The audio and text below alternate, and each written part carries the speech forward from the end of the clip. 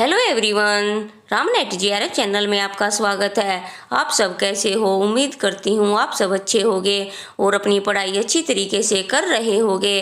तो आज इस वीडियो में हम बात करेंगे जो हमारा पेपर 1 है उसकी यूनिट 4 कम्युनिकेशन संचार। आज इसके हम इम्पोर्टेंट एमसीक्यूज देखेंगे जो आपके एग्जाम के पॉइंट ऑफ व्यू से मोस्ट इम्पोर्टेंट है। तो आइए देखते हैं हमारा पहला क्वेश्चन क्या है। अगर आप इस चैनल पर न्यू हो और आपने अभी तक इस चैनल को सब्सक्राइब नहीं किया है तो आप इसे सब्सक्राइब करें और साथ ही अपनी बेल आइकन को प्रेस कर दें जिससे सभी वीडियोस के नोटिफिकेशन आपको टाइम टू टाइम मिलते रहें। तो आइए देखते हैं हमारा पहला क्वेश्चन क्या है। कक्षा के मनोवैज्ञानिक पहलुओं को किसके द्वारा अच्छे से व्यवस्थित किया जा सकता है? ए कक्षा के शिक्षक द्वारा, बी विषय के शिक्षक द्वारा, सी प्रधान अध्यापक द्वारा या डी स्वयं छात्र द्वारा। तो इसका राइट ऑप्शन होगा ए कक्षा के शिक्षक द्वारा। कक्षा के मनोवैज्ञानिक पहलुओं को अच्छे तरीके से व्यवस्थित किया जाता है, यानी जो टीचर क्लास में होता है उसके द्वारा इसे व्यवस्थित किया जा सकता है। नेक्स्ट क्वेश्चन है, पुस्तकें संप्रेषण का मुख्य स्रोत हो सकती हैं। ए सामग्री का सारांश प्रदान करवाकर, बी उदाहरणात्मक सामग्री प्रदान करवाकर, सी हिंदी माध्यम द्वारा या डी सामग्री को अच्छे प्रिंट के माध्यम से प्रस्तुत करवाकर। तो इसमें पूछा गया कि पुस्तकें संप्रेषण का मुख्य स्रोत हो सकती हैं, तो इसका राइट ऑप्शन होगा बी उदाहरणात्मक सामग्री प्रदान करवाकर। जैसे इसमें ए ऑप्शन दिया गया है सामग्री का सारांश प्रदान करवाकर, यदि हम जो भी मटेरियल है वो सभी प्रदान करवा देंगे या उस सामग्री का सारांश के रूप में स्टूडेंट्स को देंगे तो वो उनको अच्छी तरीके से समझ में नहीं आएगा। तो ये है रॉन्ग। सी ऑप्शन है हिंदी माध्यम द्वारा, ये भी रॉन्ग है क्योंकि सिर्फ हिंदी पुस्तकें ही अच्छी संप्रेषण का स्रोत नहीं हो सकती। इंग्लिश मीडियम की जो पुस्तकें आती हैं वो भी होती हैं। और उसके बाद है डी सामग्री को अच्छे प्रिंट के माध्यम से प्रस्तुत करवाकर, ये भी रॉन्ग है क्योंकि जब पुस्तकें अच्छे प्रिंट में हम प्रिंट करवाते हैं तो इसका मतलब ये नहीं है कि वो अच्छी होंगी।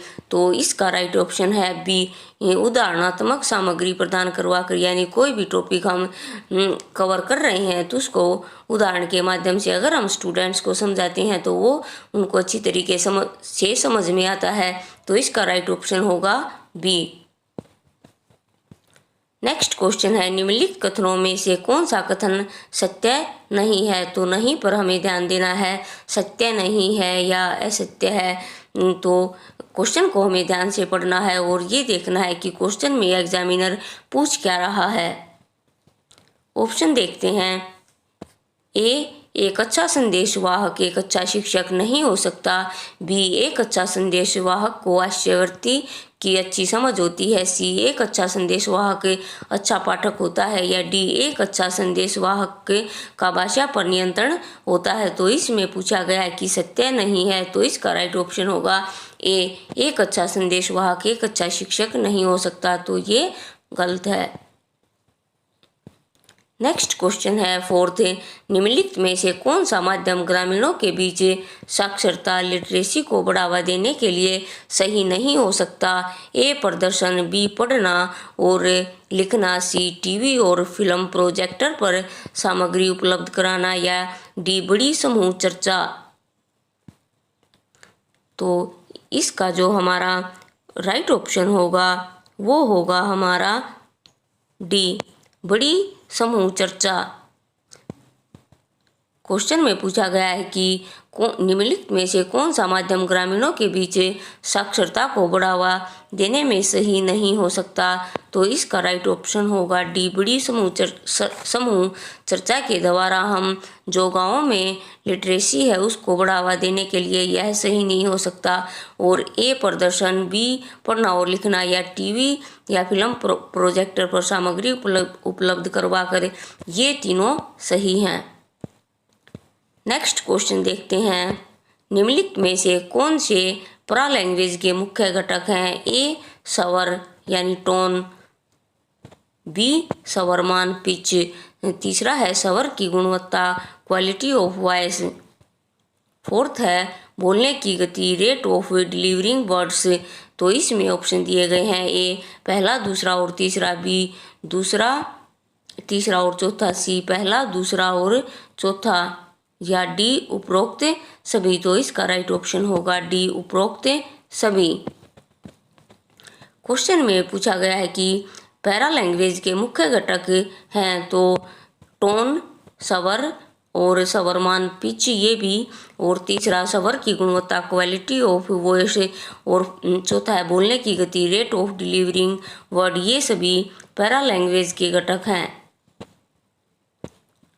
अगला क्वेश्चन है छठा, एक शिक्षक प्रभावी संदेशवाहक बन सकता है यदि ए वह शिक्षण सहायक सामग्री का उपयोग करता है, बी यह छात्रों को अर्थ समझाने में सहायता करता है, या सी वह शिक्षण के बीच सवाल पूछता है, या डी वह छात्रों को विषय पर सवालों के सही जवाब पाने में सहायता करता है। तो इसका हमारा राइट ऑप्शन होगा बी वह छात्रों को अर्थ समझाने में सहायता करता है। तो एक जो शिक्षक है वो प्रभावी संदेशवाहक तब बन सकता है जब वह छात्रों को किसी भी चीज का अर्थ समझाने में उसकी सहायता करता है। नेक्स्ट क्वेश्चन है, सातवां कक्षा में संप्रेषण के विफल होने का क्या कारण रहता है? ए छात्रों का कक्षा में ध्यान न होना, बी शिक्षक छात्रों तक संदेश पहुंचाने में असमर्थ हो, या सी छात्रों की पढ़ाई जाने वाली विषय में कोई दिलचस्पी न होना आवश्यक है, डी कक्षा के आसपास या कक्षा में बहुत ज़्यादा शोर होना। तो सातवें का जो हमारा राइट ऑप्शन है वो है बी कक्षा में संप्रेषण तभी विफल हो सकता है। इसका सबसे बड़ा कारण है शिक्षक छात्रों तक संदेश पहुंचाने में असमर्थ हो, यानी क्लासरूम में टीचर स्टूडेंट्स को कुछ समझा रहा है और जो वो समझाना चाह रहा है वही छात्र समझ नहीं पा रहे हैं। तो कक्षा में जो संप्रेषण हो रहा है उसका विफल होने का सबसे बड़ा कारण है बी। नेक्स्ट क्वेश्चन है, निम्नलिखित में से किसके द्वारा संप्रेषण अधिक प्रभावशाली हो सकता है? ए कक्षा के बीच में चुटकुले सुनाना, बी बहुसंवेदी मल्टी सेंसरी अपील का प्रयोग करना, या सी उच्च अधिकार के साथ बोलना, या डी यह बताना कि श्रोताओं के लिए क्या उपयोगी है।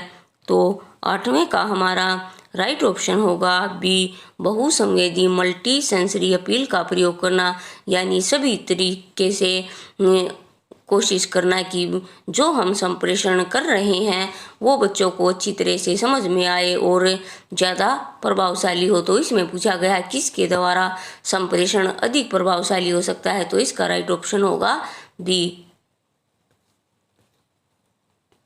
नेक्स्ट क्वेश्चन है, नौवां, छात्रों के चेहरे की अभिव्यक्ति फेशियल एक्सप्रेशन संप्रेषण प्रक्रिया में किस तत्व से संबंधित होते हैं या होती हैं? ए संदेश, बी संदेश प्राप्तकर्ता, सी चैनल और डी संदेश प्रेषक। तो इसका राइट ऑप्शन होगा हमारा ए संदेश। नेक्स्ट क्वेश्चन है 10वां, निम्नलिखित में से कौन सा विवरण कक्षा में प्रभावी संप्रेषण पर बाधा नहीं डालता? ए विस्तृत विवरण, बी एक अस्पष्ट विवरण, एक विधि पूर्वक विवरण, डी एक ऐसा विवरण जो कि श्रोताओं को अपने निष्कर्ष निकालने में सहायक होता है। तो इसका जो राइट ऑप्शन होगा वो होगा सी एक विधि पूर्वक विवरण। तो इसमें पूछा गया है कि कौन सा विवरण कक्षा में प्रभावी संप्रेषण पर बाधा नहीं डालता, तो इसका राइट ऑप्शन होगा सी एक विधि पूर्वक विवरण। जैसे हम स्टूडेंट्स को कोई भी लेसन करवा रहे हैं, जैसे 7वां लेसन हम करवा रहे हैं और हम ये भी ना बताएं कि ये लेसन है और इस लेसन का ये नाम है और आज हम ये टॉपिक पढ़ेंगे, तो बच्चों को कुछ भी समझ में नहीं आएगा और उसमें बच्चों को प्रॉब्लम होगी। अगर हम एक सिस्टमेटिक तरीके से बच्चों को पढ़ाते हैं कि जैसे लेसन का नाम है 7 और लेसन आज हम ये पढ़ेंगे और ये टॉपिक आज हम कवर करेंगे, तो बच्चों को ये अच्छी तरीके से समझ में भी आएगा। तो इसका राइट ऑप्शन है एक विधि पूर्वक विवरण द्वारा, यानी एक सिस्टमेटिक तरीके से पढ़ाना। तो यही विवरण कक्षा में प्रभावी संप्रेषण पर बाधा नहीं डालता। तो फ्रेंड्स, आज हमने इसमें संचार के 10 MCQs किए हैं। ये MCQs आपको कैसे लगे और आपके 10 में से कितने क्वेश्चन सही हुए, ये मुझे कमेंट बॉक्स में कमेंट करके बताएं। और आप किस टॉपिक पर वीडियो चाहते हो ये भी मुझे बताएं। तो इस वीडियो को लाइक करें, चैनल को सब्सक्राइब करें और इसे ज़्यादा से ज़्यादा शेयर करें। जो भी स्टूडेंट्स हिंदी मीडियम से पेपर 1 की तैयारी कर रहे हैं सभी को इन वीडियोस का फ़ायदा मिले। आप सब वीडियो तो वॉच करते हो लेकिन सब्सक्राइब और शेयर नहीं करते, तो प्लीज़ आप इस चैनल को ज़्यादा से ज़्यादा सब्सक्राइब करो और ज़्यादा से ज़्यादा शेयर करो, जिससे मुझे भी मोटिवेशन मिलेगा और मैं आपके लिए और भी अच्छे अच्छे वीडियो लाने का प्रयास करूँगी। तो आज के लिए इतना ही। Thank you.